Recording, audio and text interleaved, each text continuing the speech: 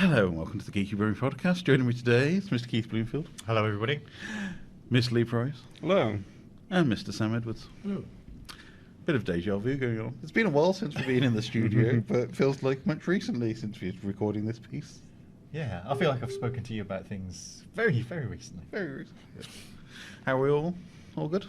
Yeah, Good. I think we've all been in the cinema quite a lot the last couple of months, so we'll be talking about the two biggest films of the 2023 season so far, which are Barbie, which has crossed $1 billion in the box office, I believe, by now, and Mr. Nolan's latest opus, which is Oppenheimer.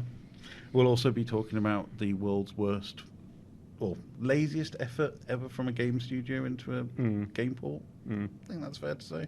Possibly. And we'll talk about Birmingham Anime Film Festival, which Geeky Brewing is involved with. But now, roll credits.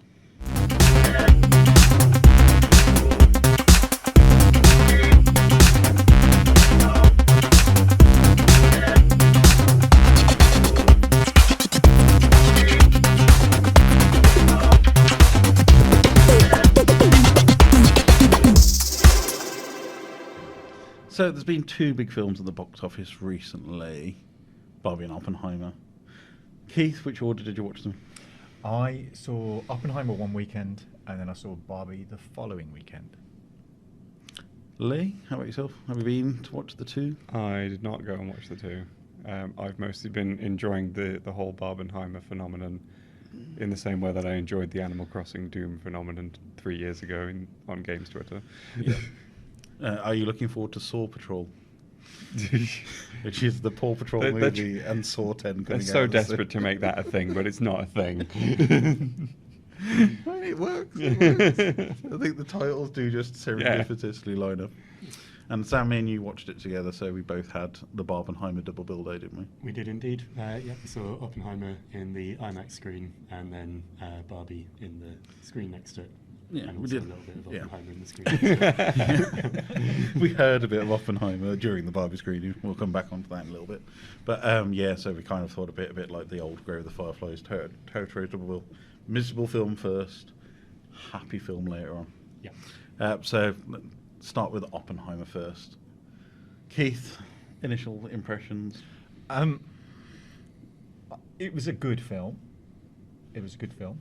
I wouldn't go so far as to call it a masterpiece. You know, as these kind of biopic type movies go, it was perfectly fine. I mean, I didn't see it in IMAX. Iron Max. Iron Max. So I don't know if I, suffered any loss of spectacle from that, but I kind of was interested to see how it treated the story. Yeah. Of a quite a pivotal moment in human history, and I thought it was fine. It was it was nicely done. I didn't think it was the incredible film that everybody seems to be claiming it to be, but it did get a lot of kind of like geriatrics into the cinema, which was quite nice. I was quite pleased to not be the oldest person in the screening, which was good. But I don't know how many of them stayed awake. I imagine a few. I mean, with that did. soundtrack, they stayed awake. Even if they were nodding off, they would have been. Yeah, but I thought it was a perfectly serviceable, Yeah. Biopic. Nolan quite clearly going, I haven't done a biopic, so I'm not really a proper filmmaker. Yeah. So. I mean, we've had Tarantino do a kind of biopic with the whole Once Upon a Time in Hollywood. That was his kind of interpretation of a biopic to a certain stage. Yeah, with certain liberties. Yeah, I kind of like, my biggest come away from it was that I thought it was he'd obviously seen a few Oliver Stone movies. Yeah. But wasn't quite as good a filmmaker as Oliver Stone was at his peak. So yeah, I didn't think it was fine. I scored it on my Letterboxd review. I scored it a 3.5, which I thought was generous for me. As you already know, my I was thinking I was thinking when I was watching it, what other directors would have done with this film? Because you just imagine if like Snyder had done like a Snyder version of the Oppenheimer thing, it would have been even more dark and gritty. Load on the dark and gritty. Yeah, those 1940s suits. Can you make them spiky? 2 hours of it would have just been a slow motion shot of the explosion. Yeah. And then about an hour of plotting inside. But yeah, so a reasonable score for you then, 3.5. I thought. I mean, we know deserved it, yeah. Nolan isn't your favourite director. No, I mean, I wouldn't go back. I probably wouldn't watch it again out of choice. Yeah. You know, if it was on somewhere, when I'd got a couple of hours to spare, yeah. I'd probably go. Yeah, maybe I'll give it another go. Yeah. And see if the indoor firework explosion Yeah. that is the crux of the movie. Which, although I did quite like the idea of science, and that you didn't hear the explosion until after you see it, which I was like, at least he's done the whole kind of like, this is what a black hole looks like element. He went, I've done science. Well, I think I read an article somewhere. It's like, oh, there's no CGI used in this film, and I went, really? No CGI to just let a bomb off? No, we literally just set off a nuclear bomb somewhere. We're not telling you where. We're just going to do it. It's doing it properly. I think in our screening as well, that bit where it had that silent moment first, I think there was someone a bit along the road from us, just very loud, just loudly enough, said, "Oh, it's not as loud as I thought it was." Something along those lines. And Took me outside. then the boom happened. Yeah. But yeah, so it's for the 3 people in the world who don't know what the Manhattan Project was. So this is the story of Robert Oppenheimer, his dalliance and his early career learning about theoretical physics, getting his university position, starting to teach theoretical physics and how that impacts on physical physics. Then we get the Second World War begin, and then Matt Damon recruits him to the Manhattan Project to lead it, and it's pretty much every single person in Hollywood who's now probably on strike. It was together in that film. It was Science Avengers, wasn't it? Yeah, it was pretty much every single name that you can think of from turn of the century physics. Yeah, not to spoil it if you haven't seen it. That scene where Samuel L. Jackson comes up and says, "I want to talk to you about the Manhattan Initiative." Yes. That was spot on, Chris. That was great. But we also do get a few scenes afterwards. Well, that's pretty much the final act of the movie is all the kind of post-war, his move towards pacifism, his interactions with the government, the whole McCarthyist era that kicks off, and his early involvement in the Communist Party. So it's kind of not just purely focused on the Manhattan Project. I did find that last third to be the bit I liked the most. Yeah, I was going to say it later. That's my favourite entire bit of the film. Unfortunately, it feels like that's the build-up, and that should have been the heart of the film. Well, it almost could have been 2 films. Yeah. There's a very clear break between them, I think. And yeah. But I mean, what are your thoughts, Sam? Is it a repeat watch or? I really, really enjoyed it. I thought it was incredibly well made. I do kind of agree, though, that I probably won't be going back to watch it. It's a huge investment in time, and having seen it, I don't feel like I desperately need to see it again anytime soon. But yeah, I had a great time watching it. It felt weighty in the way that a film about Manhattan Project should. It felt cinema. Yes. In the horrible definition of that word that it is now. But I mean, I'm really glad we watched it in IMAX, and I think it was definitely worth the extra few pounds worth of investment in IMAX. I think you said a little bit off air earlier, the explosion wasn't as impressive as you expected it to be. In the non-IMAX screen, I didn't think it was the. Yeah. It was the kind of. It kind of just happened. It didn't seem as impactful, and perhaps that is not seeing it in IMAX. Yeah, and I think part of the issue me and Sam had, we talked about this before, is the loudness of the film in the IMAX was slightly over the top. So there's quite a lot of repeated bits with stamping of feet, and that just drowned out everything else in the film. It was so loud, that sound mix. Uncomfortably loud. It was actually quite painful to on my ears. It was actually loud enough that you could hear the dialogue. So they'd obviously done the sound mixing wrong, because we know with Nolan movies, you're not supposed to hear anything they're talking about, just the explosions. But yeah, I mean, the cast as well. So we'll go through some of the cast. So we've got Cillian Murphy playing J. Robert Oppenheimer, Emily Blunt playing Kitty Oppenheimer, Robert Downey Jr. playing Admiral then Senator Strauss, Alden Ehrenreich pops up, Scott Grimes, Jason Clarke, Kenneth Branagh. Let's go through the list. Everybody's in this. I like the way Kenneth Matt Branagh Damon again just has a thing of playing like non-English characters in his Christopher Nolan appearances. Was he Russian or German in Tenet? I can't remember now. I think he was German. He usually plays German. Because Yeah. he plays Wasn't he British in Dunkirk, I Yeah, it's very British in Dunkirk. Yeah, but you've got Tom Conti playing Albert Einstein, Florence Pugh, Rory Keane, Dane DeHaan, David Dalmatian pops up. Rami Malek pops up for 10 seconds quite early in the film, and then you're like, so they've just wasted the entirety of Rami Malek, Oscar-winning Rami Malek, for 10 seconds. And he has kind of a bit later on, but you're like, it is that star-studded. It takes me out of the film quite a lot because I'm spending half the time recognising who's the person in the 1940s suit rather than who's actually what the character that are playing. And even Casey Affleck's in it, and I thought his career was over with, so really. He's all right. You've got to mention the one... Josh Hartnett? No, the one cameo that you just go, you've not really thought this through, have you, Chris?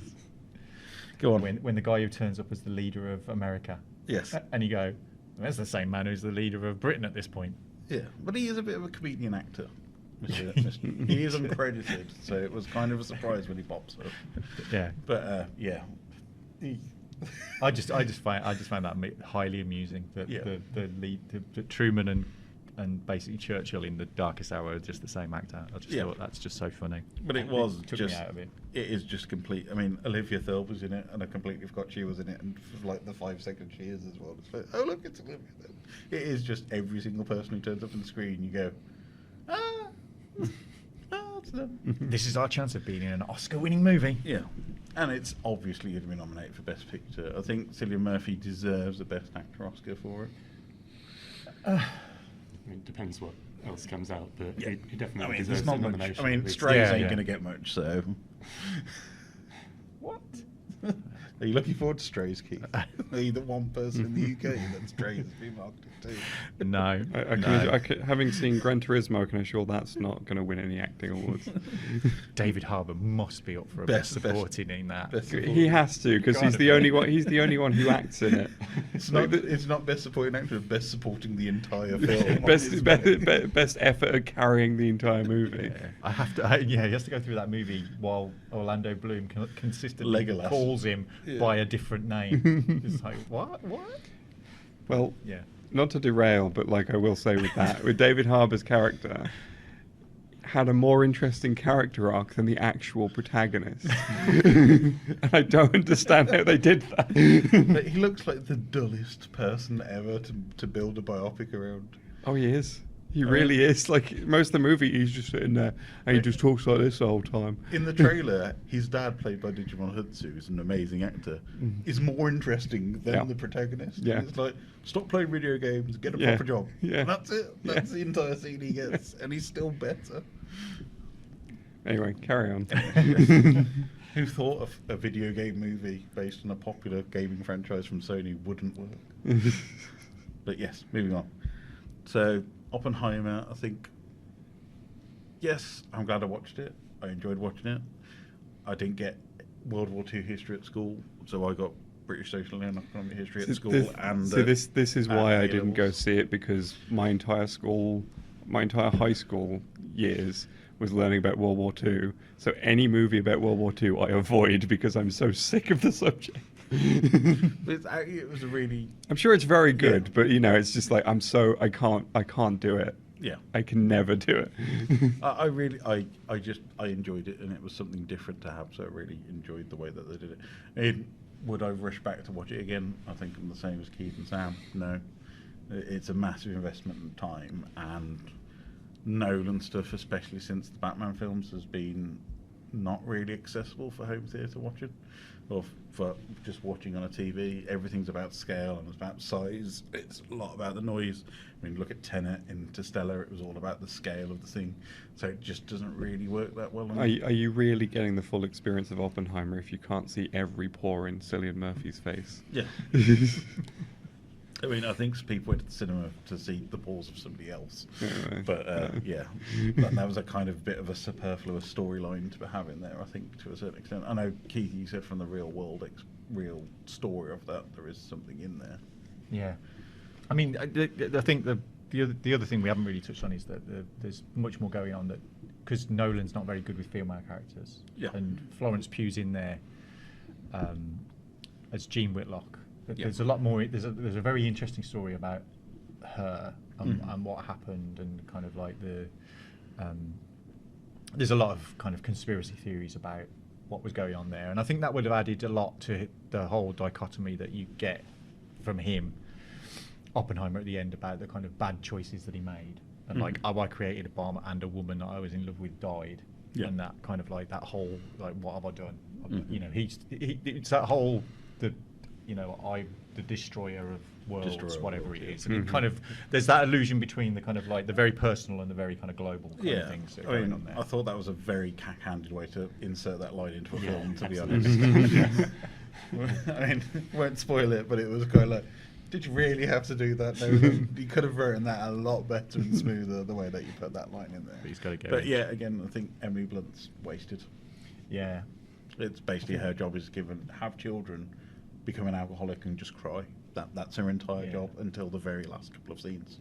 I think Emily Blunt and Florence Pugh are both wasted in it. They're both incredibly good actresses, and to be the only really two major female characters in the film, and each barely have 10 minutes of screen time in total. Well, considering that most of what I've heard about Florence Pugh's performance is how naked she was.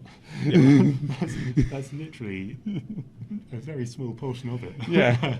But that's very what small, people are taking get very away. large, and that. But the fact that that's what people are taking away. Exactly. From her role, it shows how little she actually really does have in there, and the fact that she's playing quite a and the moment she does get historically. to act, it's really powerful, and it's really strong, and it's really strong acting. Same with Emily Blunt. When they do get some dialogue to actually chew on and demonstrate, they're fantastic. I mean, that whole scene with Emily Blunt for the first time in Montana when they go horse riding together with Oppenheimer is a great scene, and then it's kind of, now she's a wife, we'll just box her off to one side. Yeah. When now you mentioned that scene, I did think in a lot of ways it was very disjointed. Yeah. A thing happened, and then it was like, so for me it didn't flow as a story as well as I would have liked. It was lots of kind of like almost vignette episodes to lead us through what was going on. It probably would have worked better, as you said, as two separate films, and just expanding it a little bit more if you wanted to get that much story in, because I can imagine he's cut a lot of stuff out. Oppenheimer Part 1. Oppenheimer The Return. Oppen and then Heimer. Write that down. Yeah, you're listening, Universal. Yeah, you're listening.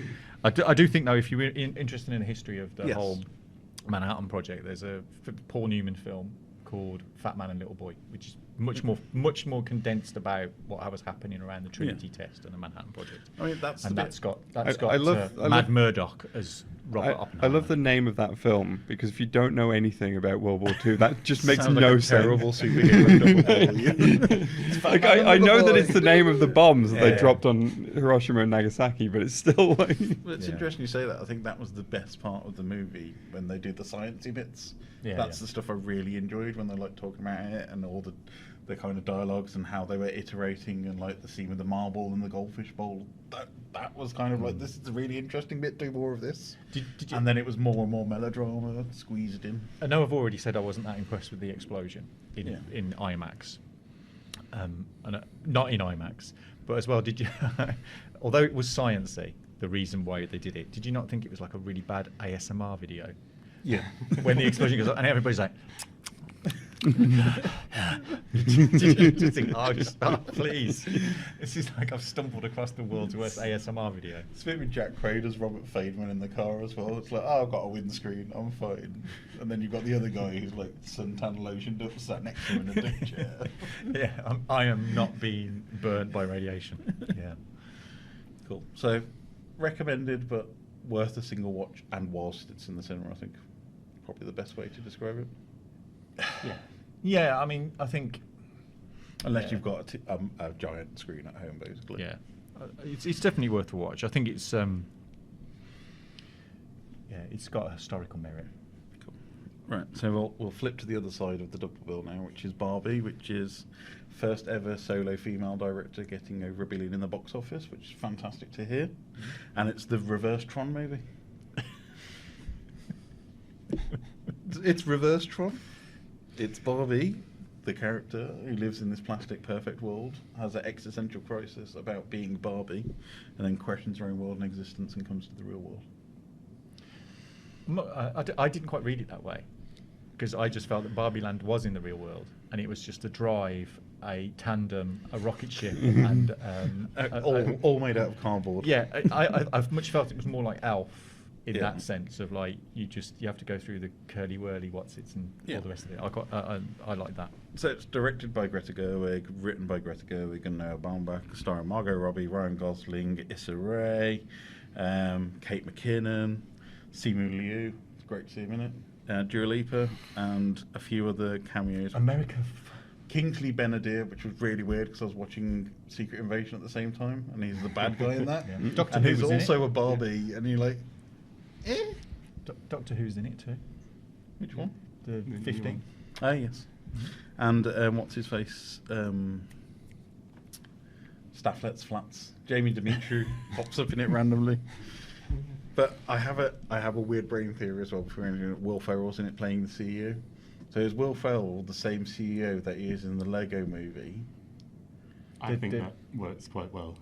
Yeah. He's got exactly the same outfit. I mean, on. we're in a position where like every company is just consolidating into one. So Yeah. Lego becoming part of Mattel, it's inevitable at this point, I think. I mean, it's quite weird because they've already confirmed the Mattel Cinematic Universe is Yeah. coming after this. I believe they're making films on Uno. The other MCU. I think Thundercats is coming back as well. Sorry, 2 seconds while I Google this. Talking amongst yourselves. Isn't there like one really like stupid thing that they've already announced that I'm just like, really, you're adapting this? Yeah, basically 'cause it's made over $1 billion at the box office, and Mattel are like, oh, we have money for the first time in decades because people are actually buying things that we like. So they've announced 17 other films already. 17. Wow. 17 other Okay. titles. I know You- Rock'em Sock'em Robots is in there. Rock'em Sock'em Robots is Wasn't that just steel? Probably. Real steel. Yeah. We've had that already. So Polly Pocket is already in production, starring Okay. Lily Collins. From Isn't that just Emily in Barbie Paris. but small? Teeny Barbie. Yes. Yeah. Oh, Uno. Please tell me they're doing Mighty Max, the boys' equivalent of That's Polly the thing, Pocket. as far as I've What's seen, they Uno? aren't. Uno is going to be an action Which is heist stupid because, comedy yeah, film. it is just Okay. the male equivalent of it. And it would work so well as a Yeah, film. it already had a compared to cartoon, I Rock'em think, so. Robots, so. Yeah, Uno is coming. That's the one. Yes, That's gonna the be a comedy one. heist movie. Barney and Daniel Kaluuya is probably being rumoured to take the lead role in that one. Major Matt Mason, who I've never heard of, was a 60s character apparently. That's quite cool. I'd probably see that one. Magic 8 Ball, the movie. That's the other one. I mean, I'd watch a Magic 8 Ball movie. That's got legs. Masters of the Universe. Yeah, do it right. Fair. Yeah. Yeah, don't get back Dolph Lundgren, please. I don't mind that movie. It's not Masters of the Universe, but No. it's a decent enough. canon Hot movie. Wheels, the movie, which is probably going to be better than that. Probably, Garfield it's probably to be going fair. Christmas Balloon. I don't even. What? Yep. I'm A not live sure how act- that's even a toy, let alone a No, film. it's not based on any toy apparently, but they're going to produce It's it. a new property, and Yeah. they went, of all the things we've got, Christmas balloon. Thomas the Tank Engine, No. because they own the US rights to it. Nope. Rock'em Sock'em. Apparently Vin Diesel is rumoured to be possibly Of course he starring is. in Of course he is. If they don't end up with it being Vin Diesel and The Rock, Yeah. American Girl. Big Jim, of course, that very famous franchise, Big Jim. Big Popular Big character, Jim was Big actually. Jim. I mean, that's going back a while because that was a 70s, Yeah. late 60s, 70s toy. I like that you're the only one that knows what it is. I know Keith. what Big Jim is, man. That's cool. Chatty Cathy and Betsy Wetsy. That sounds like a film that probably is already been produced and is available on a certain YouTube Apparently, channel. possibly Jason Bateman's production company's involved in that one. So it might be like Horrible Bosses 3. We never know. Matchbox. So they're not just doing one car-based film. They're doing two. Do car-based. Hot Wheels or do Matchbox. Don't do both.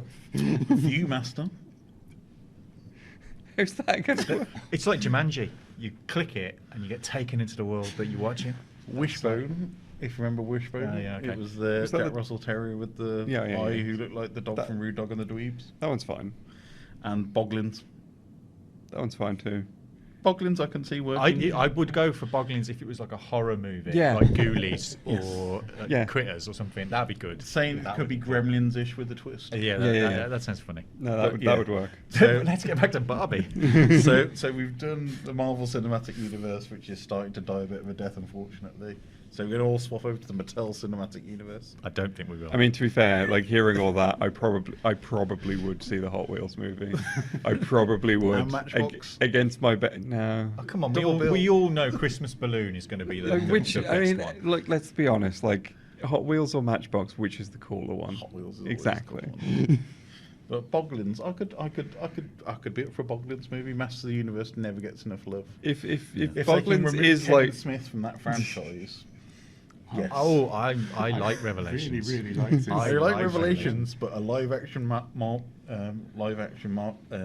of the Universe film starring Kevin Smith means Jason Lee's going to be in it, which means Jay and Silent Bob will probably be in the background somewhere, which means Ryan Reynolds is probably going to be playing He-Man or Prince Adam. I quite like the idea of two characters standing outside, you know, What, He-Man and just Man standing at outside Arms? Castle Grayskull. Castle Grayskull just outside doing some dancing or whatever it is. It'd be great.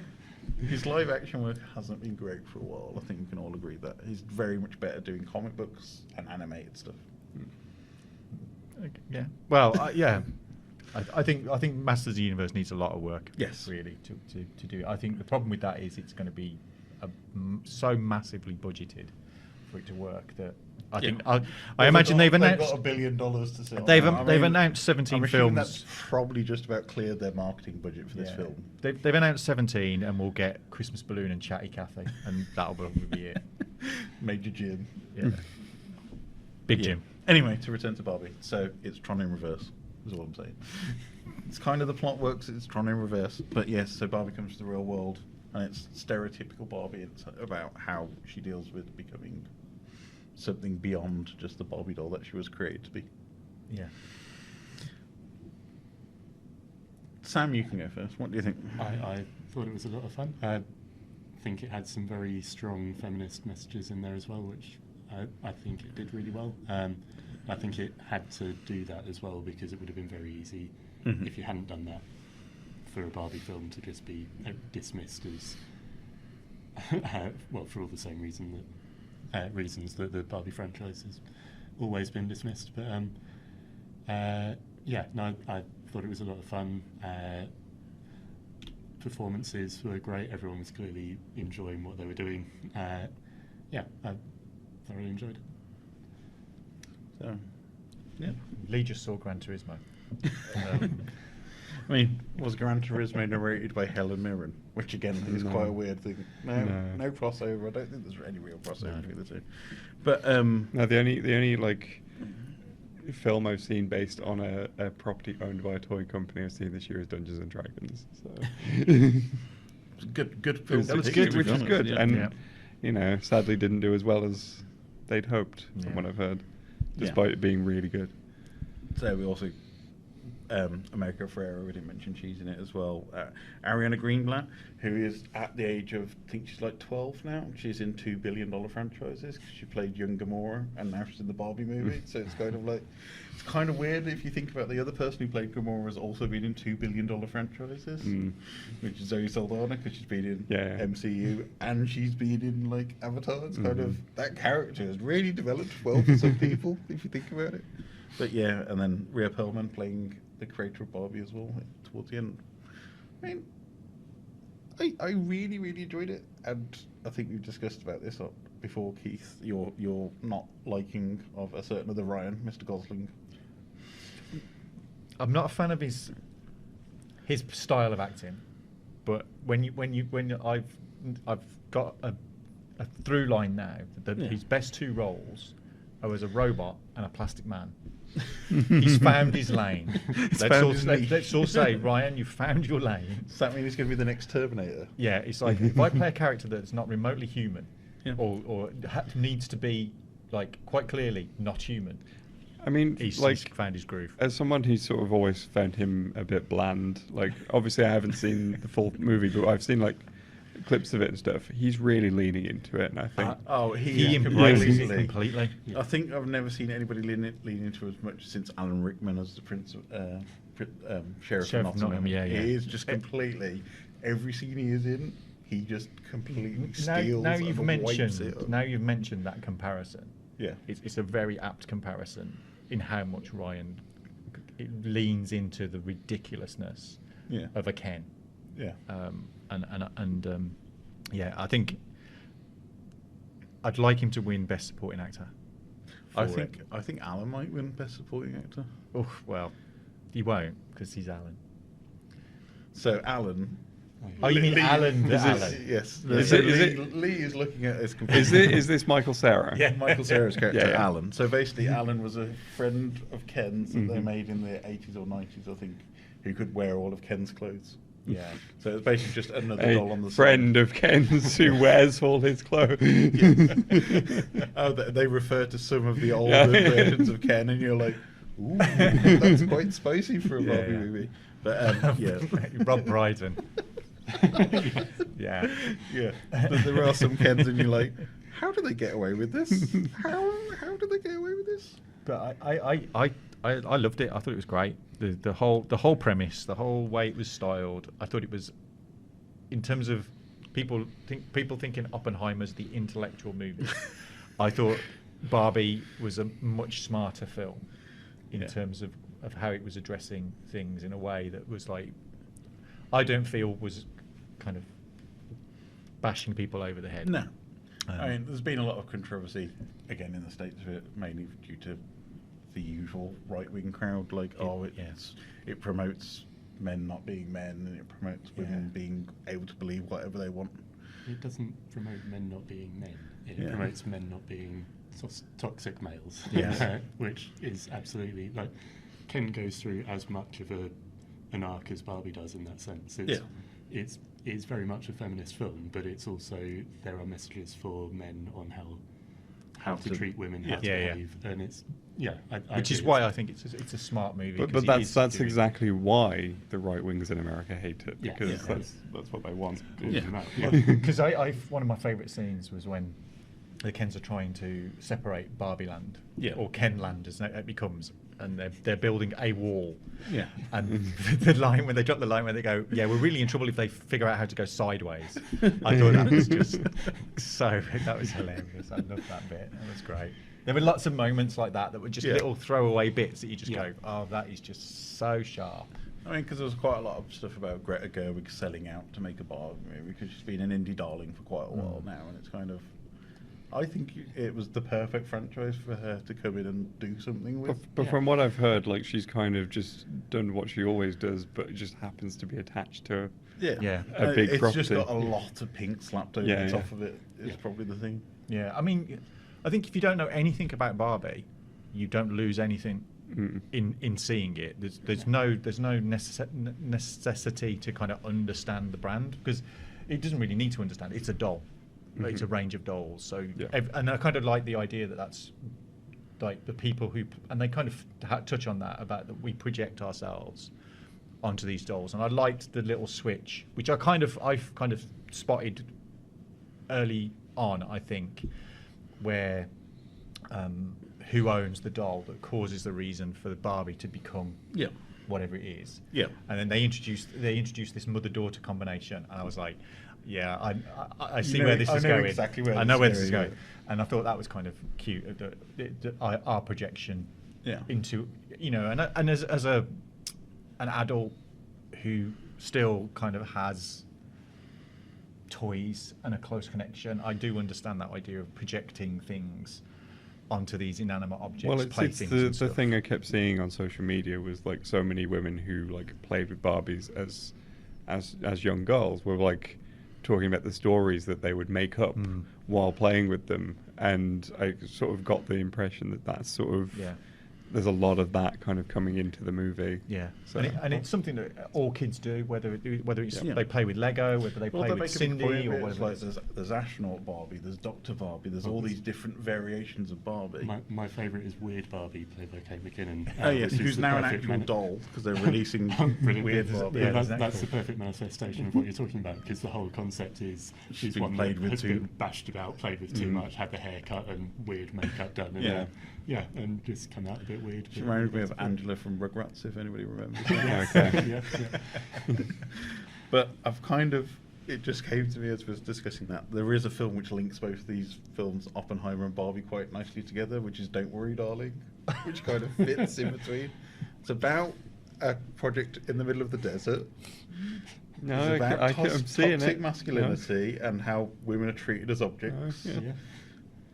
And it's got the sci-fi elements mixed in the middle. It kind of works. It's Florence kind of a Pugh. brilliant film. Florence Pugh, yeah. So you can watch Oppenheimer, then Don't Worry Darling, and then Barbie. And Florence Pugh's in it as well, so it's a great crossover. It's kind of weird how that works out. But you were talking about how the cameos in Oppenheimer took you out of it. Yes. I thought the cameos. The in cameos in Barbie were enhancing the movie rather than on. taking you out of it. I mean, the mermaid, John and Cena. merman. So John Cena turns up as a mermaid Ken, and he's amazing in it. Yeah. But Yeah, Simu John Liu Cena is and- great as a foil to Ryan Gosling as Ken. John Cena and Ariana Grande as the mermaid Barbie as well, isn't she? Yeah. I think? Yeah. Dua Lipa, I It's think. Dua sorry. Lipa. Yeah, That's the one. Yeah, sorry. Yeah. But yeah, it was quite nice to see a variety of Barbies as well. Mm. It was kind of then they're all just like stick thin Yeah. Yeah. white females. They go into the diversity of Barbie as a character, which is nice to see. Apart from, was it Midge or Madge, the pregnant one? And it's like, there's a really good scene where Will Ferrell gets into Barbie Land and he goes, Midge, It's like, he forgot that was created. But they do really lean into the history of the actual thing. It's Even it's the not dubious ju- history. Yeah. It's not just surface, it's like you can tell that Greta Gerwig has intensely researched Barbie from its creation all the way through and found some of the best bits, some of the worst bits, some of the kind of freaky bits about Barbie's history and some of the missteps they've taken with the character. But that's part of the fun with it. I mean, especially with Alan and Michael Cera. Yeah. He just, again, completely leans into that role of, I'm Alan, I'm just the friend. It's like, I don't do anything. It's ally Alan, which is quite good. And also, I thought the last line of the film was phenomenal. Yeah. Which is brilliant. Yeah. You just go, yeah, it's not really a kids movie. But there was a brilliant it's- line. Yeah. The final line is just, you just go, oh, because I wasn't expecting it when Yeah. you go in, and then they hit you with this line, and you go, I yeah, have fair heard, dues, I have like heard it. what the final line is. It's like, yeah, nice. This is good. I love it. But it is a film that I can probably go back to multiple times. Oh yeah. And there's going to be little bits of stuff in it which I'm not going to have noticed the first time around, which I'm now going to pick up the second time around. I mean, the whole scene of him throwing the clothes out the house and then them becoming like the accessories.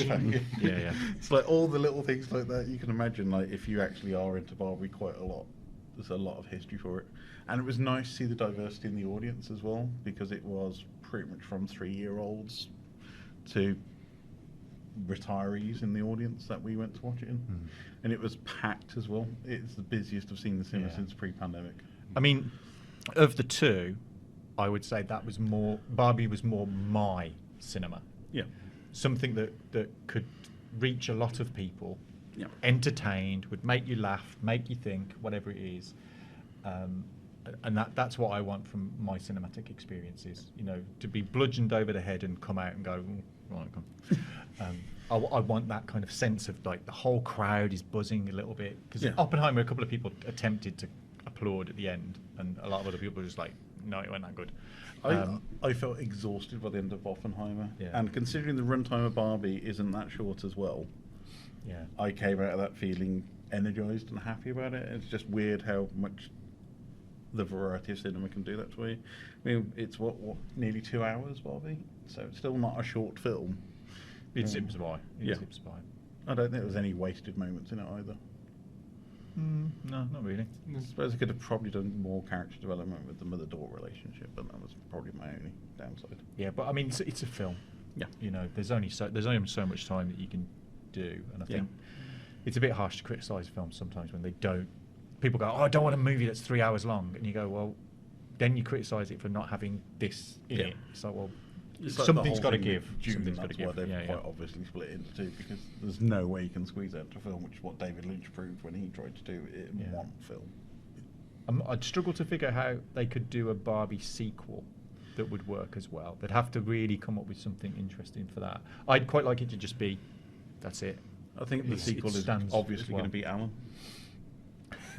Just Alan's adventures. I think we should have the kind Alan of and old Mitch. school, the old school spin-offs, and we have a really badly animated Alan the cartoon series, and Just like the Lion King. or the Beetlejuice, or the whatever it is. It won't And we be have Michael Cera playing him though. No, because it'll, they never do the it'll, like. it'll be a sound alike. Yeah, Yeah. yeah. He might do kind of like the title sequence and speak. Talking of it, massive segue, I know. The whole Garfield journey always amazes me because the Garfield cartoon, they got somebody to come in perfectly to sound like Bill Murray, and that's why they hired him. And he didn't want to do the film, so they brought Bill Murray in to play himself, pretending to be the Garfield from the other things. So it's kind of a really. I think. Well, it's more kind of like so. This kind of it brings Ghostbusters into it. So you've got like. You've obviously got Bill Murray in Ghostbusters, and in the real Ghostbusters, it was Lorenzo Music who played Peter Venkman, who was also the voice of Garfield. Yep. And then when Garfield got made into a film, they got Bill Murray to voice Garfield. So you end up with Garfield and Peter Venkman being played by the same people. Yep. It's kind of weird. Yeah. But yeah. Anyway, but yes, recommended. Yeah, highly recommended. I scored it higher than Oppenheimer. And I would say it's Was it a 4? 4.5. I kind of said. I kind of On said a half. in the Barbieheimer equation, Oppenheimer was most definitely the Ken. Is what I'd kind of say. And I think if you're on a limited budget and you can only really go to one movie, go to Barbie. See, now I'm just picturing the Oppenheimer Ken line. There'd be an Oppenheimer Ken doll. Now, swap the entire cast and location. So you put the cast of Oppenheimer in Barbie Land, and you put the cast of Barbie into the village. Yeah, the world would be a much better place. I'm just Oppenheimer, and that's okay. I am Oppenheimer enough. It doesn't work, does it? And now I am Ken, destroyer of worlds. Yeah, now it'd be Barbie. It's like you were talking about that scene with Oppenheimer, and it's like Oppenheimer horses. He's got horses. Yeah. So there's that whole thing. Because Paramount Plus put a thing out about like great men on horses on the Paramount Plus channel. It was all these weird blokes with horses, and I went, "You've seen Barbie, right?" And they were like, "What?" Which was quite funny. I quite like that. Was a good line. Yeah, I was kind of like horses and patriarchy, and then I realised that patriarchy wasn't that much about horses. So it's full of such great lines. It's like got stuff that you just go, "Oh man." I think it's a film for everyone. Yeah, and it doesn't matter who you are or where you're from. It's worth a watch. Yeah, it's good fun. After 13 years and a sequel, there's a game being released by Rockstar for the Switch and weirdly the PlayStation 4, which is Red Dead Redemption plus Undead Nightmare as a port at full price with no remastering on it. Is this acceptable in the current day and age? We're getting remasters, remakes of everything at the moment, but this seems to be the most low effort thing ever to re-release for consoles. I mean, there are been plenty of times where games have been re-released for consoles that are just straight ports, and no one's freaked out about it. It's only because of the size of Red Dead Redemption, I think, that Well, I think there's been rumours about an untitled Red Dead project for ages now, and everybody was expecting it to be Red Dead Redemption 3 or a spin-off or new DLC for the second game or a remaster of both collections together. And then Rockstar went, we haven't even bothered to make it ourselves. Here's a lazy port. Oh, we slapped a DLC package on it, and that's it. But you got to still pay full price. Mm-hmm. But this is the thing. I think we're in a position where we have too many remasters and remakes. And what's happening is that the games industry has learned, because we've taught them that it works, that if they just slightly pretty up a game from a few years ago and sell it again at full price, we'll buy it.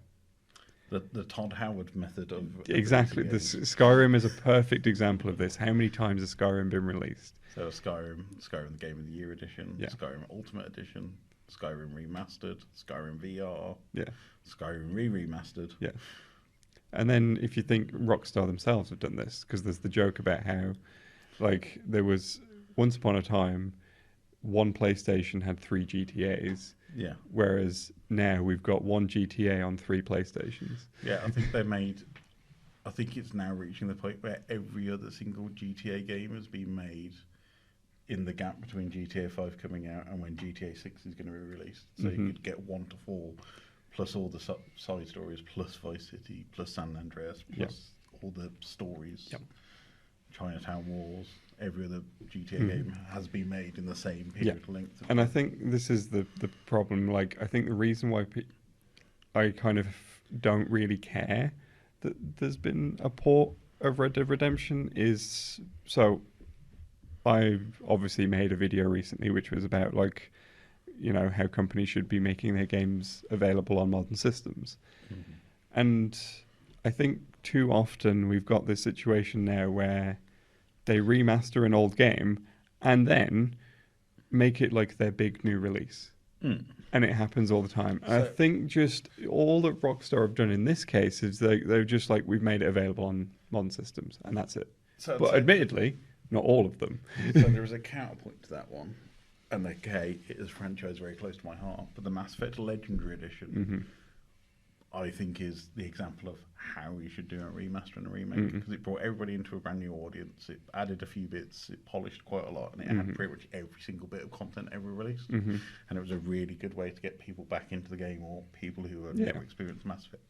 So I think if it's done with care and attention, yes. But I think my problem is that we're seeing it too often where companies just fall back on the remaster model. Yeah. If we just remaster our back catalogue, we don't have to make new games. But this isn't a remaster, it's just a port. I know, but that's why I think, like, this is why I'm like, I would rather see companies just port stuff. Yeah. And just casually do it like Rockstar have done with this. Because at full price though? Not necessarily at full price, but then again, it's not technically at full price, considering the prices have gone up. It's 40 quid. Yeah. And full price now is 70. I mean, 40 quid for a 13-year-old game, which is a port. That's probably the business practice. Yeah, that's the one thing I disagree with is the actual price of it. If it was 20 quid? 20 quid, yeah. Yep, happy. Is it full price and digital only? Yeah. There's no physical edition. Yeah, that's what I struggle with the idea of, but like... I think if it was like cheaper, I do think the sort of outrage over it is a bit overblown. Just because I fully agree that we should make stuff available. Yeah. And I would rather that companies just did it and didn't like make a big song and dance out of a remaster and try and basically sell us the same game a million times as like the big new releases. Like, again, we're talking about Skyrim, we're talking about GTA 5. So Last of Us is probably a good example. Last of Us is a really Last good. of Us remastered, and now they're remastering it again, aren't they? They remade it. Yes, remake. So it was basically, but it's like a 1-to-1 remake. So they basically just built the entire game from the ground up, but just while just recreating the original game. So they just had the original game open. We're like, okay, we're going to make this meticulously exactly like it was originally. And I'm like, so it's not really a remake; it's a remaster. Just no, but they remade it though. That's the point. Like, it wasn't a remaster. Takes like the original assets and pretties them up, whereas this, they built it from the ground up. And I'm like, how much development time did you waste on this? When you could have just, well, you can already play The Last of Us on the PS5 because it's on it. The remastered version is a PS4 game, so therefore it'll play on PS5. Yeah, and I appreciate your points about video game preservation, and it makes sense to make as many games as accessible as possible. I mean, if I was a PS5 owner, I'd be very angry about this because it's 40 quid. And it's not even a PS5 version, it's a PS4 version. It's a 1080p 30, so it's not even in 4K 60. It's just purely you're getting the PS4. Well, it also goes beyond that because I do think it's weird that they picked those two systems and nothing else. Because at first I was like, oh, is Xbox, it's backwards compatible anyway. It's so not. Is it not backwards compatible? I looked it up before coming here today, just to double check. So I was under that same impression. It is not available on the Xbox Store as far as I can see. Red Dead Redemption 2 is, obviously, but I could not find... The only thing that came up was the Xbox Marketplace, which is like the second-hand thing, which I think they're closing down at some point anyway. Yeah. Which means that it isn't actually on the Xbox Store as far as I can tell. Maybe the physical disc edition's backwards compatible. Possibly. There are definitely games where that's the case. That is, and I think Lee's touched on this in the past. You've talked about the game preservation and the difference between the digital and the physical. side of things, because I can imagine what a lot of this controversy is the fact that development time between games now is so huge that people are going, well, why are we getting this and not Red Dead Redemption 3? Because it's been however many years since 2. So I think the whole thing is people are waiting so long for AAA titles. Yeah. Or how long has it been since Skyrim to 6? And I think what Lee's right in the 2011? fact that it should be like games companies should be just their focus should be on their major titles, which are new and next generation, but also be going, here's our back catalogue, all the games, because if I can go to AliExpress and buy a bit of hardware for 50 quid that can play me literally every video game ever made up till the PlayStation 1, and we're talking something the size of a Game Boy. How can is it that thing that's on the desk in front of you? It just so happens that I've got it here. But the idea that something, Xbox have come a cropper recently, but that they've been trying to stop people who have been putting RetroArch up so that you can play So I think there emulated was a hack games for on. the Xbox Series X where you could turn it into developer So, mode and then so install if somebody who can sit in a bedroom can do it, why can't the big companies go? And it's like, well, surely people would go, oh, I'll pay $5 for that game to play it. Yeah. And, So I think the price. I think their pricing is all over the place. Well, this isn't the first time that Rockstar's done this, because they released GTA Definitive Edition, which was completely broken on release, and I don't think it's much better now. To the state of they actually changed some of the in-game assets because they just didn't work as a joke anymore. So it was like the donut, which they turned it into like it was a nut, wasn't it, or something like that? No, I think it was the other way around. I think it was like a nut. It was but supposed to be a nut, and it turned it into a donut. But because they smoothed it, because they thought, oh well, it's jagged PS2 textures, we'll smooth it, and it's like no, but the joke was that it was the jaggedness of it was part of the joke of it. Yeah, but it's just it smacks of absolute laziness, and it's been outsourced, which I have no issue with. Getting other games studio to do it.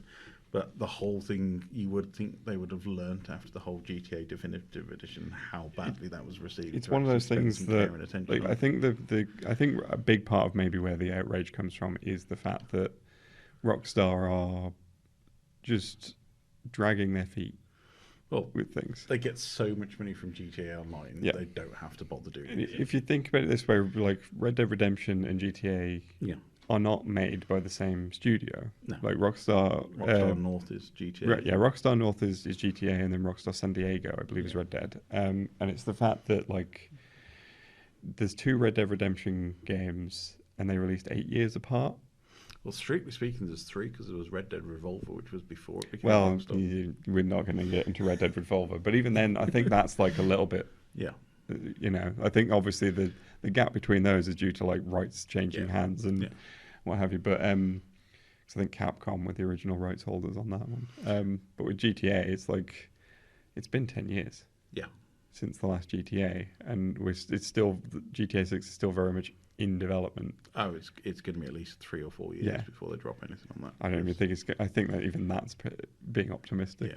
And I just think like, what are you actually doing behind the scenes? You know what I mean? Counting their money. It's like Valve with Half-Life 3. It's never going to get made because. But at least with Valve, I can understand it's like you've kind of made a pivot more towards being a storefront. And your developers are working on maintaining the storefront, I guess. But like with Rockstar, it's like, what are you actually doing apart from GTA Online? I always think that with the next GTA, it's going to have the Spinal Tapness about it, and it'll be like, it's GTA 6, and it's like, well, what's different? Or it's one higher, and that's the thing with a lot of games now. But you just go, well. Hasn't their narrative director left as well? Because that's always been the good thing about GTA is their stories and how they do it. And he's walked out. I know one of the sort of main creative people, one of the Hauser brothers, has gone. I know that. So that's probably why GTA 6 is, because somebody's actually got to write the story for it. But then why not just drop it and create a sort of new IP? Because GTA Online brings in too much money. And surely it should be about the game. I mean, surely what other that's like franchises do they have? I mean, they can't bring back table tennis as a new world. Just invent a new game. Surely as gamers we all want something new and exciting rather So than just the this is the same thing issue. repackaged with like ray tracing and longer draw distance. This is what I was comes getting back at, to- though, Well, this because comes back to remakes and remasters. Are we all creatively bankrupt because there's nothing else left to come out? I mean, Starfield is the big hope for Xbox studios, especially that Bethesda are going to release something that's not wonky from day one. But it's kind of like that's their new franchise, which is basically just Elder Scrolls in space. That's all it is. I don't think anybody's going to deny that. That's not the case. It's just an RPG in space. yeah. What recently new game-wise have we had, which has been fantastic? Outer Worlds was just again Oblivion, but it was Obsidian Studios, wasn't it? Basically, them doing Fallout in space. Yeah, I feel bad now that I'm like saying create new games, and then I'm going like, yeah, I quite liked Jedi Fallen Order or whatever it was called, and Jedi then I'm Survivor. looking forward to Outlaws or whatever it's called when they showed me a clip of you flying a ship from the spaceport into space, and I'm like, yeah, I kind of want to do that. Like, I mean, it's kind of interesting because like we are in actually like a pretty good year for games. Yeah.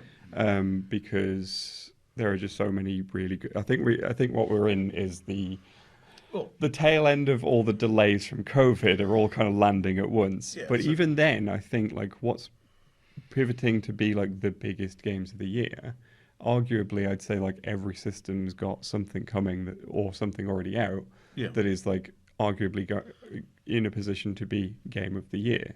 And I count PC in this because of Yeah. Baldur's Gate 3. But in all four cases, they're all Sequels. sequels except Starfield. But even then, Starfield's kind of, it's just Elder Scrolls / Fallout in space. Because you've got Tears of the Kingdom, so that's a Zelda game.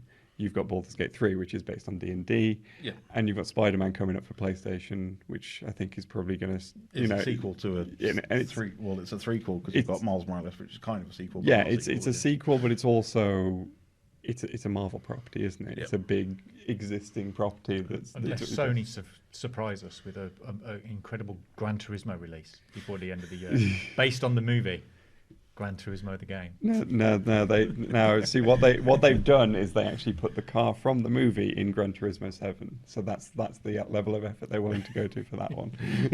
And it's £1.99 if you want to download it. Yeah. I mean, we'll still be sat here 3 months later trying to get our international B license before we're allowed to play the game. That's a problem. Have to do all the driving tests first. But yeah, I mean, I think there's 2 tiers of games now.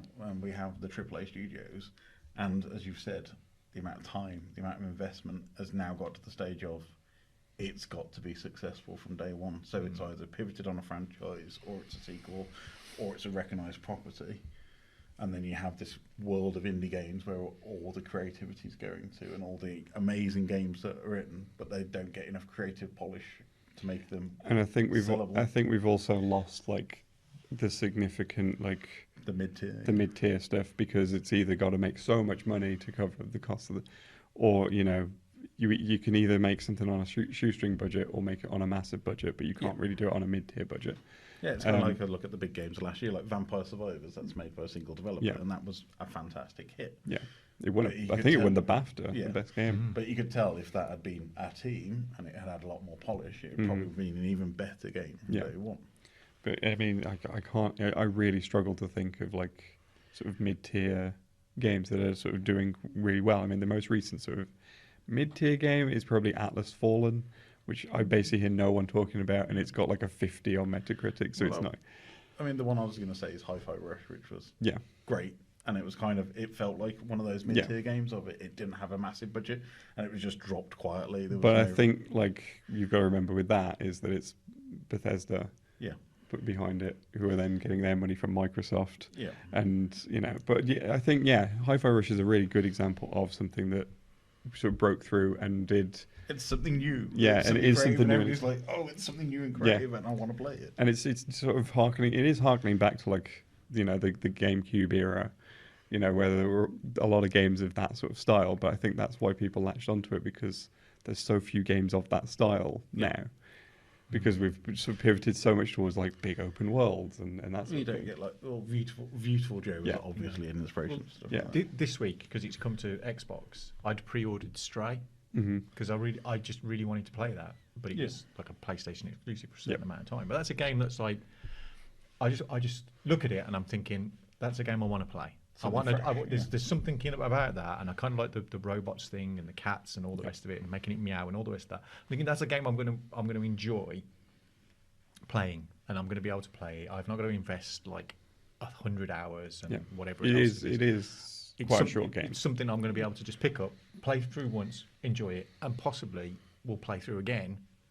To play through it. It's definitely sort of in that indie tier because it's made by a very small team and it's quite a short game and all that sort of stuff. So that's where my game playing is. No Man's Sky when that came out, which was basically like, it was definitely an indie game and it was definitely not great at release, but it was Sony just decided to market the hell out of it, and then we went, oh god, how are we going to cope with all this attention on our franchise, which is really a B or a single A tier game at the best. Which Stray was, but at least it was polished and fixed. And with Stray, though, at least like it was always kind of presented as this sort of small project. You know, it was never sort of. It was never like this is going to be a 600-hour opus game. Yeah. But that's where my game playing time is now. It's like I can't justify dropping 70 quid on a game that's going to take me hundreds of hours to play. That I know it's going to take me 3 or 4 years to complete because I just won't get around to it. Well, this is where you have the difference in the tiers of gamers, because I lump the Call of Duty and the FIFA people together, which is they'll buy a console, they'll buy one game, and that is the game they will play until death. And this has even been proven by like the recent Microsoft case, like the whole Activision trial. To determine whether or not they should be allowed to buy it. I still think the outcome was wrong, but anyway. But yeah, it's like proven that like people will just buy a PS5 because they want to play Call of Duty, and that's FIFA, or FIFA, and that's it. You know, it's a bit like Destiny 2 players. You'll get people who are just purely playing Destiny 2 all their life. Yeah, that is a thing. But then again, there's the promise that Destiny 2 had, that when they launched it, it was like there was a 10-year plan, and there was going to be all of this thing. And I think what happens is that the development doesn't happen. Well, no, and I know lots of people have been very unhappy about things that have been happening in the Destiny world. I was going to say, hasn't there just been some new news about the dropping Gambit as a mode, and everybody's upset about it? Yeah, so it's they're struggling to figure out ways of keeping these franchises going, keeping the player base up. This is also why anytime a developer says a 10-year plan there, everyone just kind of groans and just says, oh yeah, sure. Well, the problem is it takes them 10 years to make the sequel. That's why they're saying they've got a 10-year plan. But look at the mess of Halo Infinite, which should have been one of the biggest selling games of all time. It should have been this whole live series, persistent environment. You've got Microsoft money, you've got 343 studios, they've got all the money in the world. And it just died on its arse on release. Although, to be fair, Microsoft are like tripping over their own feet constantly at the moment. Yeah, because the Halo thing is weird, because I downloaded, because it's on Game Pass, Halo Infinite. And the campaign's great. And I played a bit, and then I found that when I played Halo again, I was playing Master Chief Collection, and I was playing the earlier Halo games again, because they were just Halo 3 is still one of the pinnacle games, and it's always in my top 5. And I'm like, you've just released a brand new game that's on Game Pass. It's free. I haven't got to pay for it, but even still, I want to play an older game. Yeah, which is weird, kind of way of doing it. I think games as a thing at the moment are in trouble. They could come a cropper. It's spoiled because it's got too big. That's the problem. But I think we're potentially heading towards like a correction point, because one of the biggest games of last year was Elden Ring. The biggest games of the year so far are Tears of the Kingdom and Baldurs Gate 3, and the thing that unites all of them is that they're a bit more... Well, Baldur's Gate 3, everybody's been talking about it because there's no microtransactions, there's no day one DLC. It's been polished to hell, and everybody's favourably reviewed. And I am playing this, I'll talk about it later, but it is good. But it deserves all the attention it's getting. The other interesting thing about Baldur's Gate is the platform it's available on. Yeah, because it's not on consoles. Yeah, which just goes to show, everybody talks about gaming as being a console thing, and I think a lot of people forget that there's such a massive core Well, this of people who play games on PC still. That's what always makes me laugh when it says exclusive. It's like, oh, it's an exclusive game, and it's like, oh, it's not available on PC. It's like, all right, I'll go and play the other 200,000 games that I can possibly download and play whenever I want. Yeah. But no, I think we are heading towards that correction point, because the thing that connects those games is that they're primarily single player experiences. They are a lot more. They offer the player a lot more freedom than a lot of games have recently been doing. They don't have microtransactions. They don't, and I think the fact that they're so successful and so many live services are just dying on arrival is potentially showing we're going to see a bit. Ubisoft have had 3 live services. Does everyone remember Hyperscape? Yeah, I was going to say there was Hyperscape. There was the Ghost Recon one, which had the NFTs built in, which everybody hated from day one. And I'm sure I love that. I think I read that the NFTs made about $50.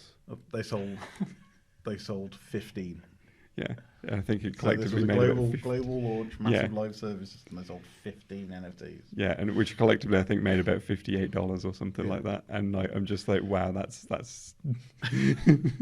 Well, that's just Ubisoft and their terrible practices of business. But it's like the whole thing with like live service stuff, and this is why I'm just baffled that Sony are just leaning heavily into it, because they're not gonna. Well, Anthem died on launch. Well, you got Anthem, you've got. Like even there's stuff that people forget about. Crucible was like the big one that I always like to point out, which is the Amazon. Yeah. It was Amazon's first attempt at going into the games market, and they released it, put it in beta a month later, and then just cancelled the beta, and like that was the end of that, and no one remembers that game except for me because of the story. But then you've got like. You can already see like where Sony's attempts at live services are going when you see the response to like the Avengers game, which the Avengers game cancelled. But like Sony earlier this year did a big showcase, and they showed off about 5 different live service games, and no one was talking about any of them except for one of them, which was Foam Stars. And the only reason which is the Splatoon rip. Yeah, and the only reason people were talking about it is because everyone's going, my God, they really ripped off Splatoon. Like that was all the discourse about it. But yeah, I mean, the egregious thing, I suppose, going back to our original subject about this Red Dead Redemption port to me is it's a fantastic game. It's an absolutely amazing game. I played it when it came out on 360. Undead Nightmare is probably one of the best DLCs ever done. And it feels they've insulted the game by not bothering to put any effort into this port. I think I would... Like I kind of see the sort of annoyance around it, just for the simple fact that Rockstar do release so few things. If they just put it out alongside a bunch of other stuff, I don't think anyone would really have minded all that much. But I think being secret Red Dead product. But I think and I think because the only reason those rumors even existed is because Rockstar isn't putting anything out. So everyone's like, what is Rockstar up to? And then it's like, oh, well, there's someone's working on a Red Dead thing. Yeah. And, of course, as always happens in these situations, everyone overhypes it. Everyone gets all these ideas in their heads like, oh, it's going to be the exact fantasy thing that I want is going to be achieved. And then it's a port of Red Dead, and that was all it was ever going to be. Yeah. And I think if they'd released it alongside, like, an announcement for Red Dead Redemption 3 or something, I think no one would have cared that it was just a port or something, because everyone would be... Or even if they just released it on whatever PlayStation Plus is now, or something like that, or Switch Online. And then kind of... I wouldn't be on Switch Online just because of the way that works, but... Yeah, but it would have been like, here's a nice free game, because we were announcing the release of 3. That would have been fantastic. And I don't think anybody would have cared that it was a port. It would just been go and learn about the Marston's history. Here's the second game, which is kind of sequel to the Red Dead Redemption 2. Yeah. It's weird. But it's one of those things where I just think like it's another example of people kind of overhyping stuff a bit too much and possibly kind of turning it into more of an issue than it really is. Just I think it's more the context and the price that's the problem. So I suppose some of it's come up with some original stuff, please, people. We like original stuff. Yes. Coming up on Friday the 29th of September is an anime film festival in Birmingham in partnership with the Mockingbird Cinema, all the anime and the Mac. So, Anders, Hey, yeah. So we've been involved to a certain extent, but there's some fantastic films coming up for all ages. I mean, probably going to be too late for this one, but on Friday is it Friday?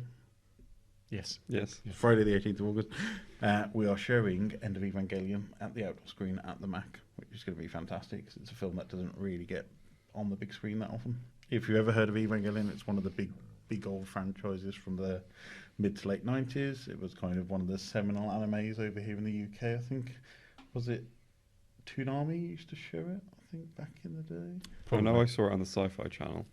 Sci-Fi Channel. Anyway, big giant robots, existential crisis, teenagers. It's a great film if you've not watched it. Comes Also, with a free live art installation. It's so effed up. going on at the same time. yes, the lovely HiFi Festival, co-founded by frequent visitor to Geeky Brummy, Mr. Ollie McNamee. You may have seen him in the past. They'll be doing some live art alongside that, so that should be pretty cool. And following that one quite closely on Sunday the 27th of August is My Neighbour Totoro at Birmingham Botanical Gardens. So bring a picnic blanket, bring a couple of chairs, go and enjoy Totoro in a nice, cool outdoor environment. It's going to be beautiful there. It's a perfect place to show a film like Totoro.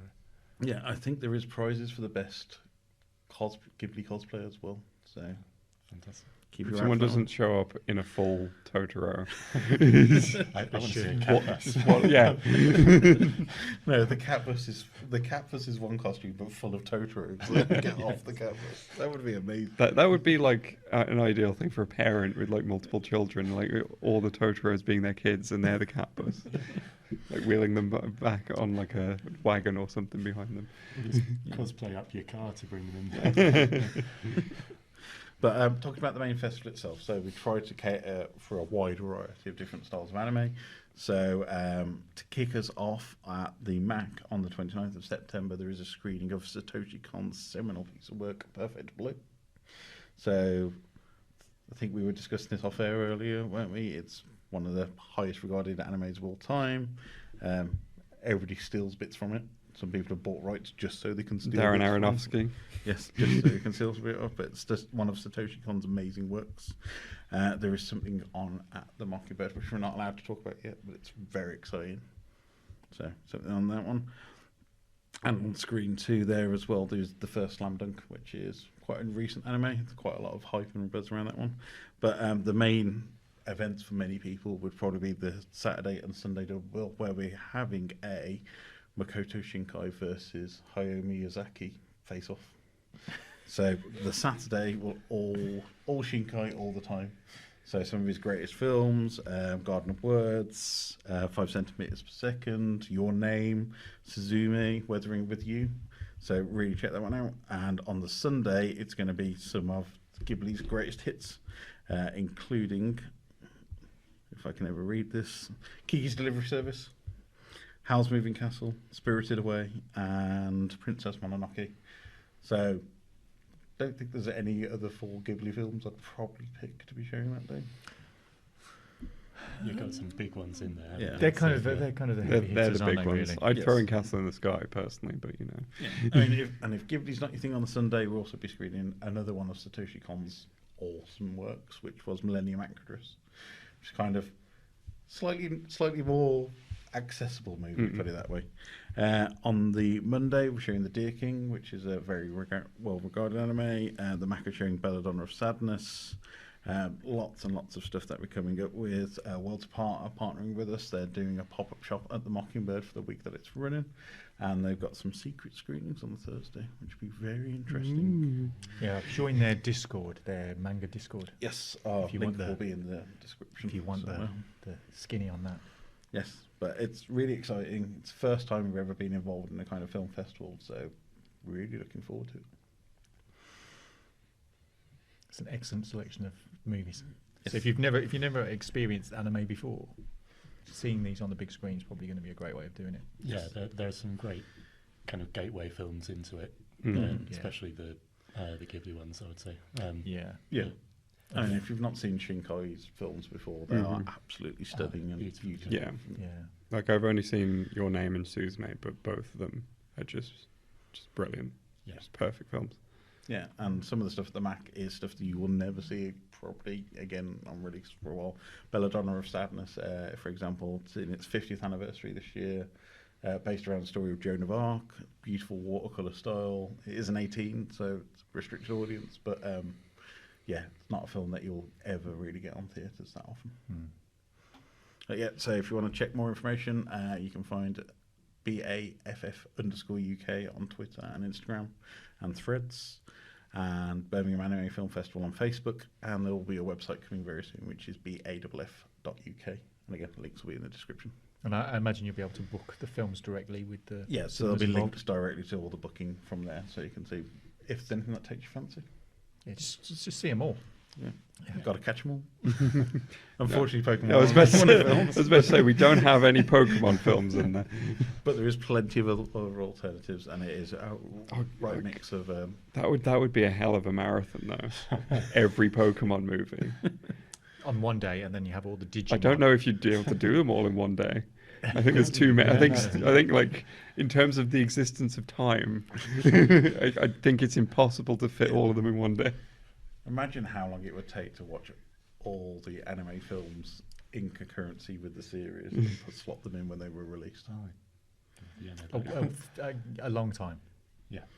But unfortunately, no Pokemon. But there's plenty of other stuff, and keep your eye out on the website, and more information coming soon. All right, it's time for One Geek Thing, our roundup of what we've been up to since we've been away, and our One Geek Thing, which was the highlight of that. So it starts off, Lee. Lee, what was your One Geek Thing highlight? Well, I've already hinted at this earlier in the show, but Baldurs Gate 3. Oh, I thought it was going to be Gran Turismo the movie. Well, I mean, if you want me to talk about both, then I can.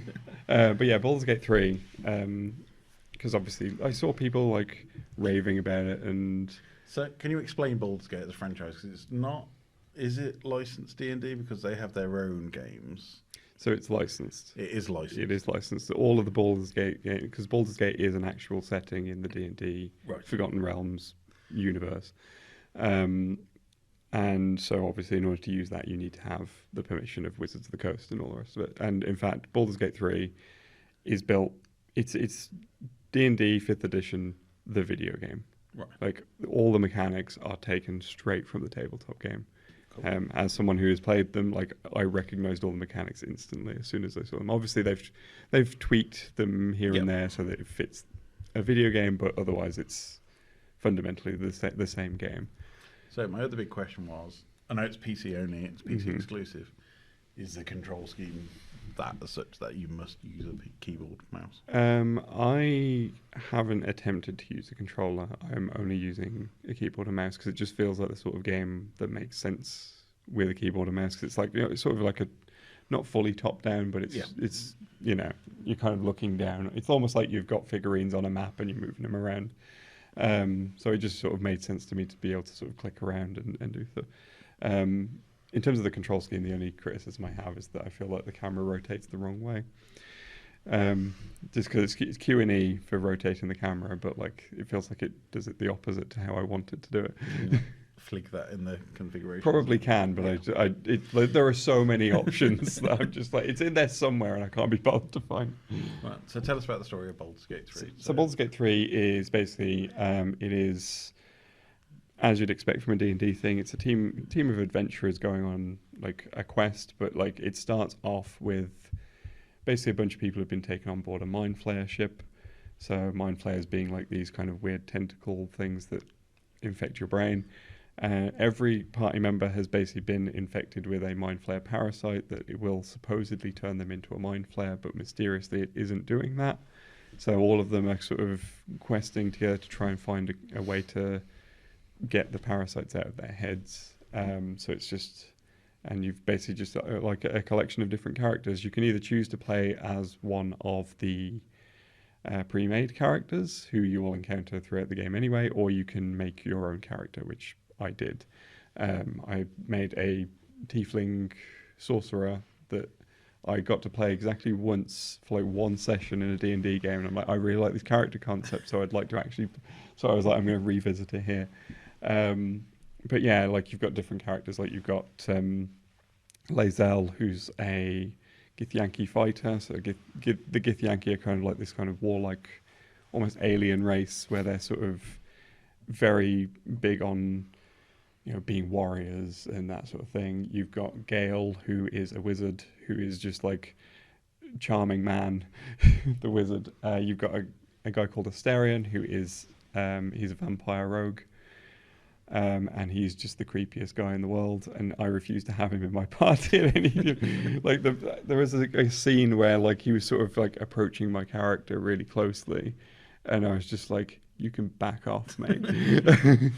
Personal space. Yeah, but it is basically a big, chunky, classic style RPG that you normally get on the PC back in the day. Yeah. So it's like a lot of mechanics, but the great thing about all that is that it gives you so many options of how to approach different situations. The amount of times where like I've failed a sort of big combat encounter or really struggled through it and sort of reloaded it and then just been like, all right, if I put like a load of grease over this bit and then just I can set fire to that at some point and just take out a whole bunch of enemies, or you can sort of reposition people before you enter a fight.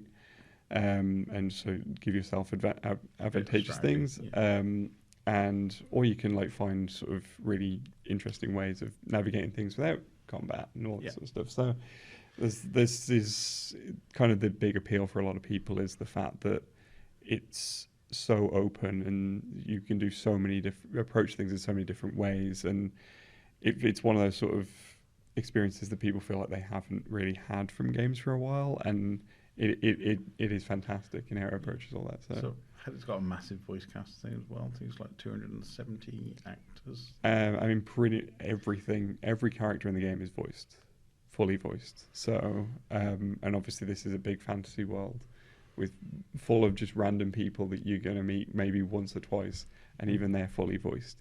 And it's great because Larian Studios, the company who made it, they're based in Belgium, so naturally they stayed on the continent, and every voice actor is British. Fun fact: David Monteith, who is one half of Geek Syndicate. Yes. Hello, Barry, the other half. Yeah. Apparently, he did all the voice work and motion capture for it ages and ages ago, and I think he's discovered that he plays 8 characters in the game.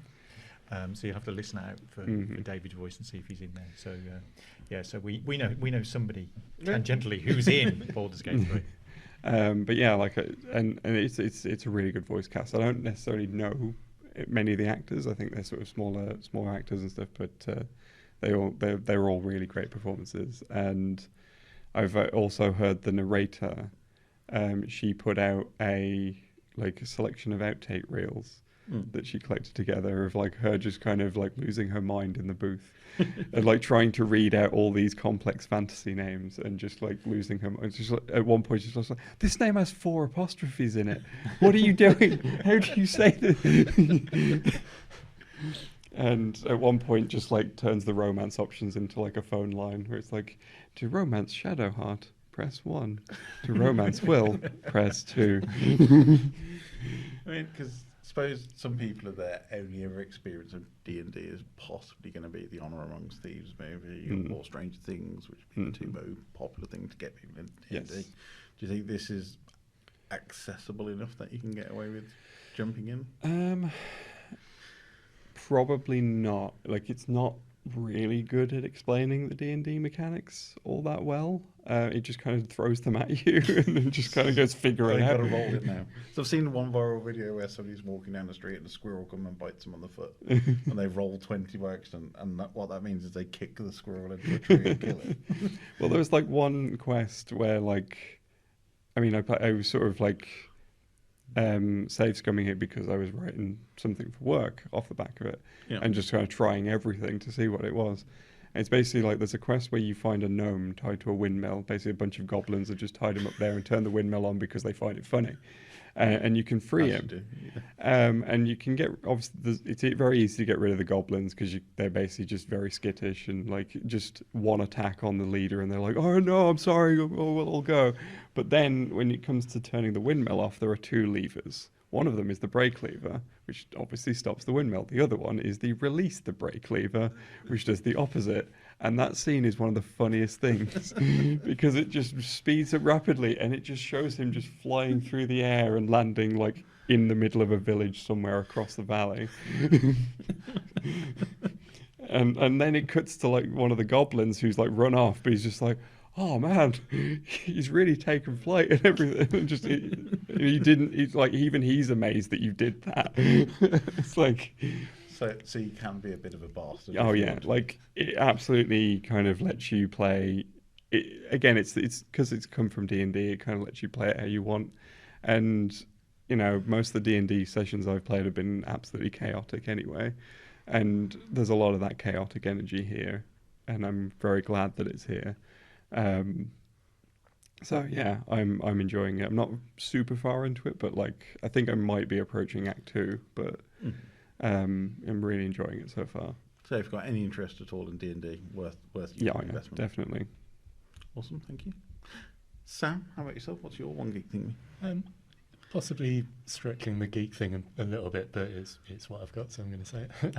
About a month ago, I saw the Groundhog Day the musical in London, which obviously... Did you only see it once, or I was it multiple times? I did only see it once. I would very happily see it again. It was absolutely incredible.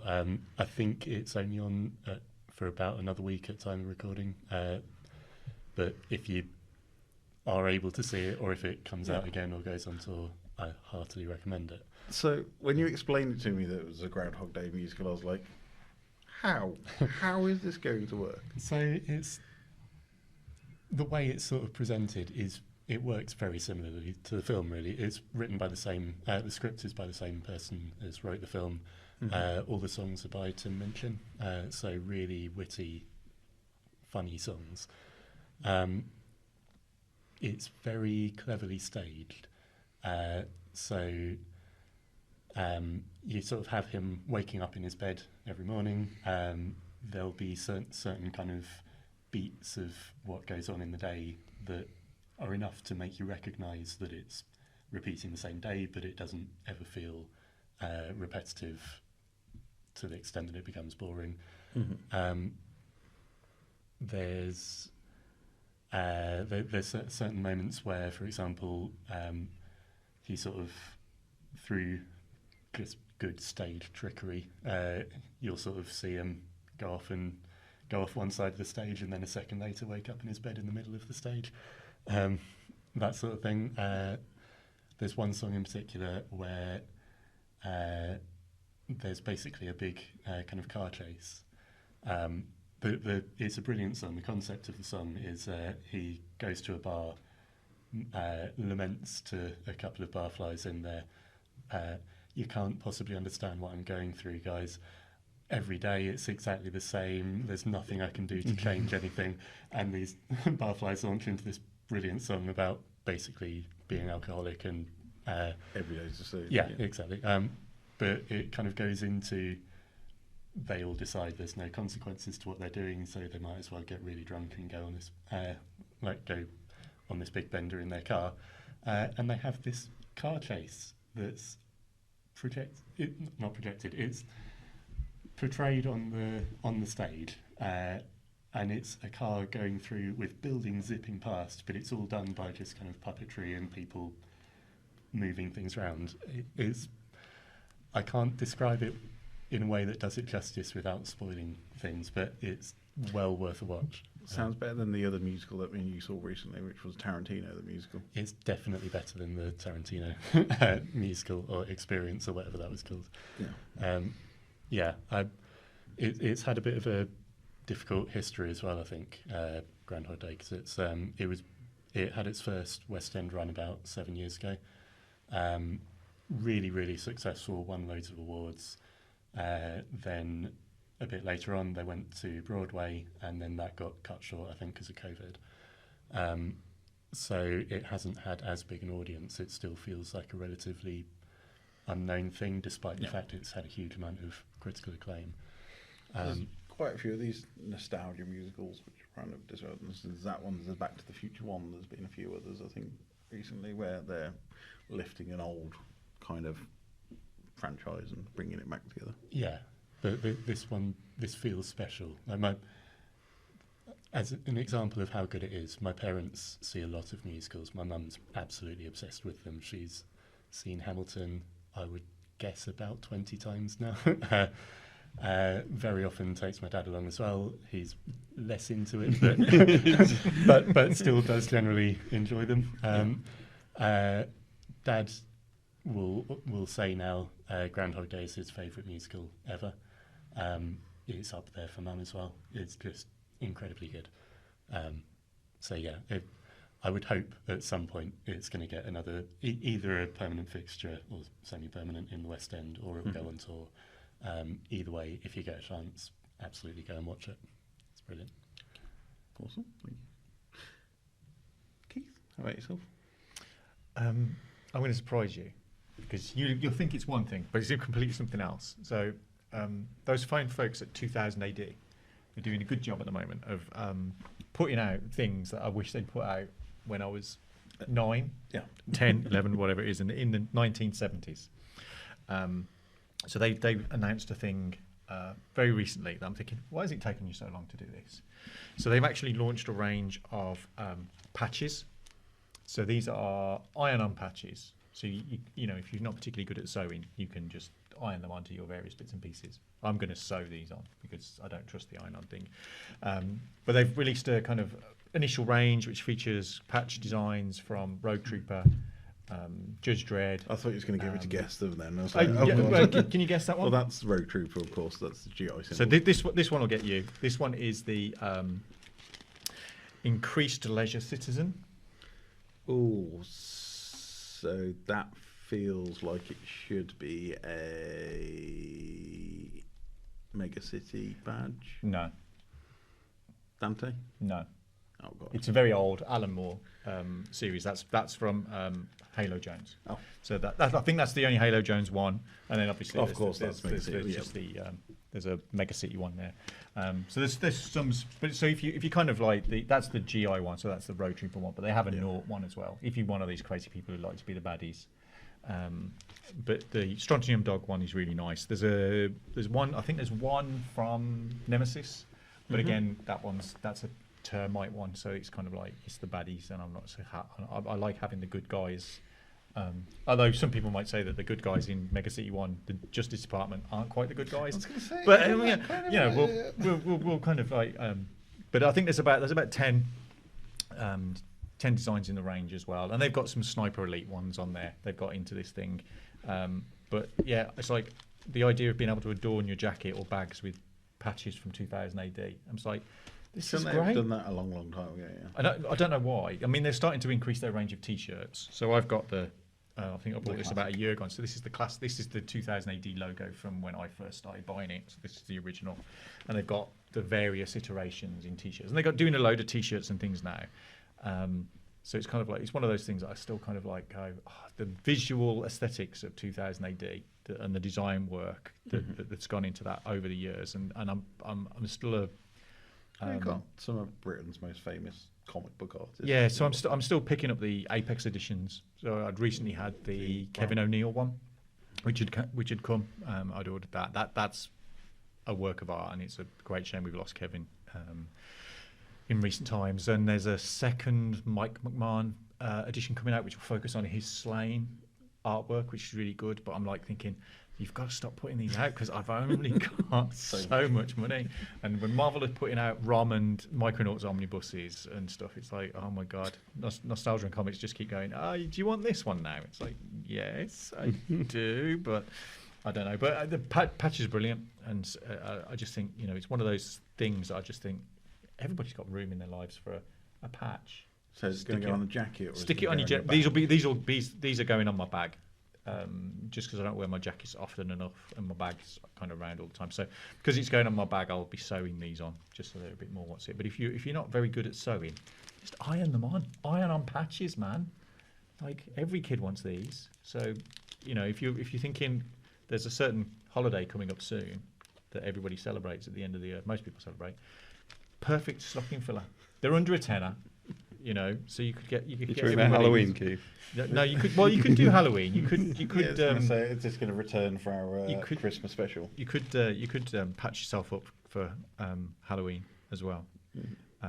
I did quite like it. It does give you sewing instructions as well. So it's like or you could use safety pins.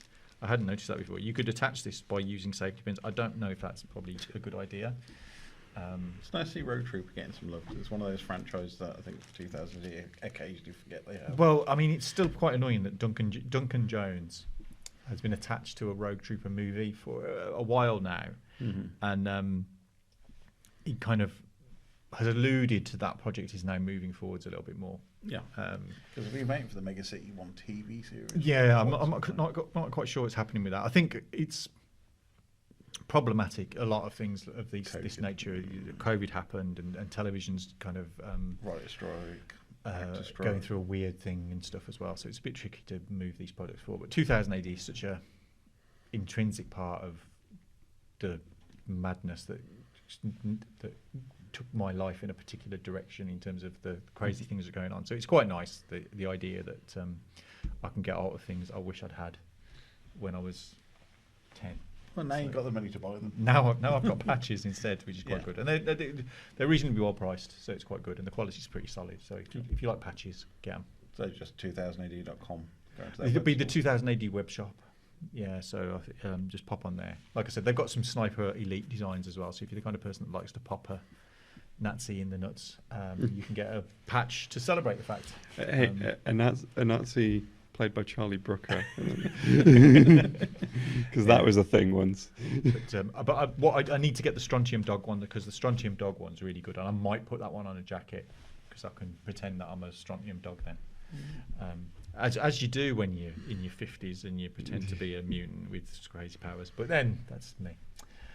So yeah. So how about you, Brian? What's your one geek thing? So recently I went to the continent. It's been a while since I've been overseas. The continent. Yes. So I went to the Netherlands in particular. But whilst we're there, there was two really big standout things. One is Micropia, which is a museum all about microbes, bacteria. I think sounds terribly dull. It was one of the best museums I've ever been to. It's really interactive, really good fun. The other museum we went to, which is probably my one geek thing pick, because it's an artist that really inspired me when I was back at school in the day, which was Escher, MC Escher. So you don't know, he's a Dutch artist. I thought you said he was going to be a DJ. No. But yeah. Keith, just so that we're aware, DJs and MCs are not the same thing. I kind of realised that when I let that one go. It's like, no, I've missed this opportunity. DJ Darley supported MCS. Yeah. Yeah, that would have worked. Yeah. But so what they've done is this in The Hague or Den Haag, if you're actually Dutch. There's the former Winter Palace, which was Queen Mother Emma, I think it was. Basically, she gave it up in the 90s, retired out somewhere else, and then said, here's my Winter Palace, but it's going to be dedicated to the arts. And at the time, MC Escher wasn't that well regarded in the Netherlands. He's one of those artists who his fame has come much longer after he's passed away. But his stuff has always inspired me. I've always liked the tessellation in his artwork, and it's the development of that. But it's a permanent exhibition on there, so it is called Escher in Het Palace if you ever go to The Hague. Quite cheap. I think it's like 13, 14 euros to go in. There's 3 floors, all experiencing Escher's artwork. And at the moment, for I think it's till August 27th, they're talking about Samuel Jesserin de Mesquita, who is the person who basically got Escher to move in from architecture into artistry. So it's all about how he inspired him, lithographs, woodcuts, and that's how Escher's art progressed into the way it did, moving into tessellation. It's really, really good stuff. So it goes about the whole Escher history, talks about during the Second World War, and talks about Mesquita being sent to a concentration camp and how it affected that on Escher and his artwork. And it goes on to like the 70s and 80s where it was found his biggest success, and how about artwork and tessellation. And there's loads and loads of artworks there. I mean, I picked probably one of the favourite ones out, which is, if you can see that, which is one of his kind of the style artwork of that style that you've ever seen. And there's kind of really fun things to do. So me and Viv had there is a little photo booth in there, and it's kind of one of those distorting ones that you've ever seen. I'll put it bigger on the screen, but it's kind of so you can get into rooms where one of you looks giant, one of you looks small. So it's all about distortion, and it's the way that he looks at it. The picture's even better knowing the height difference between you and Pip. It's all about metaphors and tessellation. It's one of the things that really inspired me when I was doing art at GCSE, and it was the way of patterns and the way that it's kind of there's a mathematical element to art, which is what Escher really brings through into his work, and it's something that's really beautiful and you don't often get to see. So these were original prints and etc. They pulled stuff out of private collections. They pulled stuff out of the Rijksmuseum, and there's lots of different interpretations of Escher, and all of his most famous prints, like the one of him holding the glass globe with the reflection of himself, the one of the two hands drawing each other. They're all there, so it's definitely worth, if you are that way in the world, going and seeing this Escher exhibition. I think it's like 50 minutes to get to Amsterdam on the plane from Birmingham, so not too far away at all, actually. Pop over in a day. Mm-hmm. And I'm very aware of how easy it is to get to Amsterdam from Birmingham Airport, because it's basically the only flight that goes from Birmingham Airport.